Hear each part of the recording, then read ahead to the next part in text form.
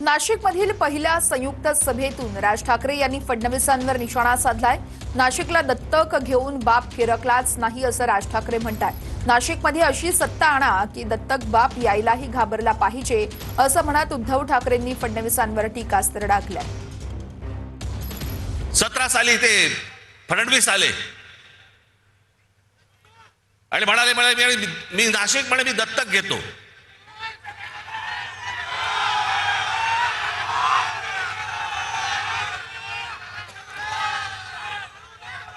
आणि त्या सगळ्या गोष्टींना नाशिककर भुलले आणि आम्ही जी कामं करून ठेवली होती ती सगळे विसरले।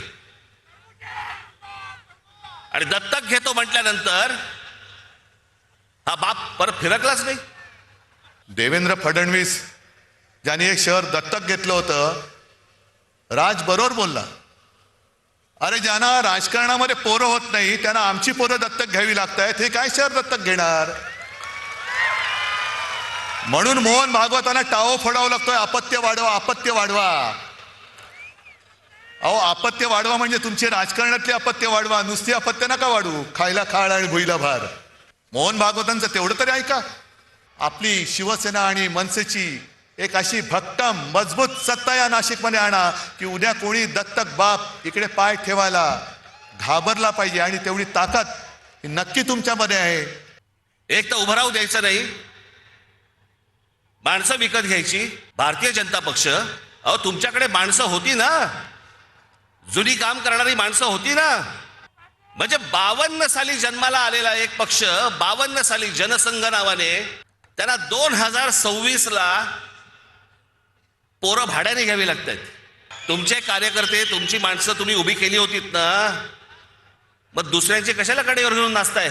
याचं कारण जो पक्षामध्ये इथे काम करतोय तर काही शून्य किंमत, पण जी लोक सतत काम करतायत, इतकी वर्ष काम करतायत, त्यांना पूर्णपणे बाजूला सारून दुसऱ्या पक्षामधला माणूस घ्यायचा आणि त्याला उभं करायचं, हा तुम्ही त्या कार्यकर्त्याचा अपमान नाही करतात? आज मी तुम्हाला सांगतोय, आज शिवसेना आणि महाराष्ट्र नवनिर्माण सेनेच्या हातामध्ये तुम्ही आज सत्ता देऊन बघा, तुम्हाला नाशिकमध्ये पुन्हा चमत्कार घडवल्याशिवाय मी राहणार नाही।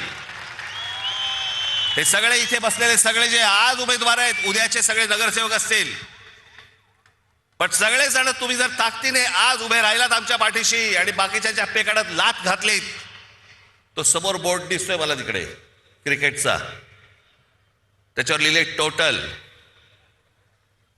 शिवसेना आणि महाराष्ट्र नवनिर्माण सेना यांचे नगरसेवक किती निवडून येणार, मला तिकडे 100चा आकडा पाहिजे मला त्या बोर्डावरती। बघूयात पुढची बातमी। भाजप उपटसुंभांचा पक्ष असं उद्धव ठाकरेंनी म्हटलंय। पक्ष चालवायला तुम्हाला कुत्ता, बिल्ली आणि चुहा लागतो असं देखील ठाकरे म्हणतात। सलीम कुत्ताच्या डान्स पार्टीत सुधाकर बडगुजर असल्याच्या आरोपांवरती उद्धव ठाकरेंची ही टीका आहे। मला भाजपवाल्यांना विचारायचंय की अरे काय नशिबी आले तुमच्या जीणं?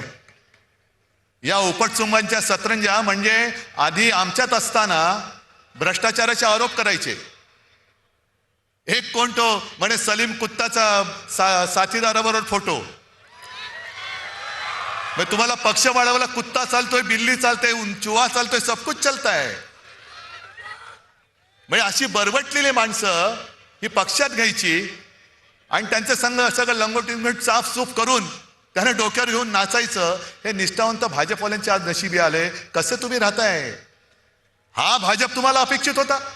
मी भाजपने पाठीत वार केला म्हणून काँग्रेस बरोबर गेलो होतो आणि मी काँग्रेस सोबत गेलो तर उद्धव ठाकरेंनी हिंदुत्व सोडलं, मग भाजपने अकोटमध्ये MIM बरोबर युती केली। तेव्हा काय सुटलं नाही तुमचं? का मुळात नव्हतंच सुटायला काही? MIM बरोबर अकोटमध्ये युती केली। अंबरनाथमध्ये जिथे शिवमंदिर आहे तिकडे या मेंढ्याचं पायपुष्ट का आणखीन काय पुसून फेकून दिला, बरोबर घेतला, काम झालं, दिलं फेकून आणि काँग्रेस बरोबर युती केली। आम्ही तुम्हाला एक चांगलं आयुष्य देण्यासाठी आलेलो आहोत एकत्र। होय, आम्ही एकत्र आलो, सत्तेसाठी आलो। मग तुम्ही जे काय हे भाजप आणि सगळे आलेत ते काय विटी दांडू खेळायला आलेत?